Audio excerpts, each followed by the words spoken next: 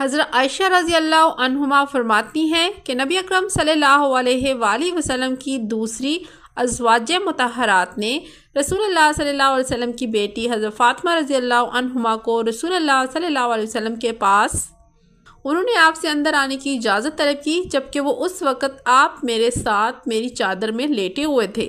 آپ نے انہیں اجازت دی۔ انہوں نے آ کر کہا، اللہ کے رسول، آپ کی ازواج مطہرات نے مجھے آپ کے پاس بھیجا ہے۔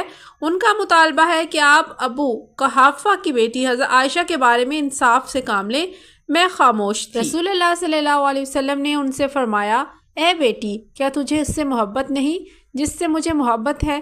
انہوں نے کہا، کیوں نہیں؟ فرمایا، پھر اس عائشہ رکھ۔ مجھے حضرت فاطمہ رضی اللہ عنہا نے رسول اللہ علیہ وسلم سے یہ بات سنی تو اٹھ کھڑی ہوئی اور واپس جا کر آپ کی ازواج مطہرات کو اپنی بات اور آپ کا جواب سب کچھ بتا دیا۔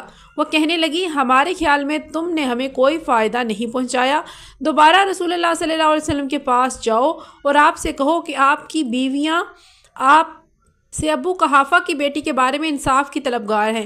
حضرت فاطمہ رضی اللہ عنہما نے کہا، نہیں، اللہ کی قسم، میں آپ سے کبھی بھی اس کی بابت کوئی بات نہیں کروں گی۔ حضرت عائشہ رضی اللہ عنہما نے فرمایا، پھر نبی صلی اللہ علیہ وسلم کی ازواج مطہرات نے حضرت زینب بن حبش، آپ کی بیوی، کو رسول اللہ صلی اللہ علیہ وسلم کے پاس بھیجا، اور وہ نبی صلی اللہ علیہ وآلہ وسلم کی واحد بیوی تھی جو رسول اللہ صلی اللہ علیہ وسلم کے نزدیک میرے برابر مرتبہ رکھتی تھی، اور میں نے کبھی کوئی عورت ایسی نہیں دیکھی جو حضرت زینب سے بڑھ کر دینی لحاظ سے نیک، اللہ تعالیٰ سے ڈرنے والی، سچ بولنے والی، صلہ رحمی کرنے والی، زیادہ صدقہ کرنے والی، اور اپنے آپ کو صدقے اور نیکی کا کاموں میں کھپا دینے والی ہو۔ البتہ ان کی طبیعت میں کچھ تیزی تھی جو جلد ہی ختم ہو جایا کرتی تھی۔ انہوں نے بھی رسول اللہ صلی اللہ علیہ وسلم سے اندر آنے کی اجازت طلب کی، جبکہ رسول اللہ صلی اللہ علیہ وسلم حضرت عائشہ رضی اللہ عنہما کے ساتھ ان کی چادر میں اس طرح لیٹے ہوئے تھے جس طرح حضرت فاطمہ کے آنے کے وقت تھے۔